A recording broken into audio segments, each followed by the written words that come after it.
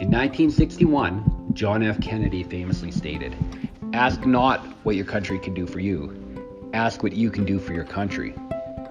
In doing so, he challenged every American to contribute in some way to the public good. As high school students in 2021, you've been placed in a similar position. Through shutdowns and quarantines, you've been asked to give up things that are important to you and your families, all for the greater good. As graduates in this year, 2021, these obstacles have taken away your ability to compete in sports, your ability to perform in concerts, have graduation events. They've impacted your ability to write entrance exams. Heck, they've even impacted your ability to celebrate your 18th birthday in a typical fashion. My goal is not to discuss the way in which COVID has been handled. It is rather to acknowledge the fact that it has affected you as grade 12 students.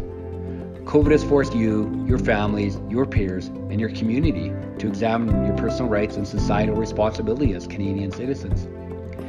You've watched the debate on COVID procedures and vaccinations escalate and stretch relationships, tear apart communities. In some cases, you've seen it place a wedge between church and state.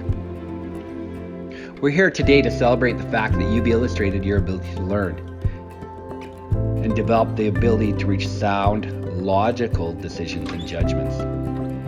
As you make those decisions, I ask that you follow the advice of Amin Ayad. Be humble enough to see your mistakes.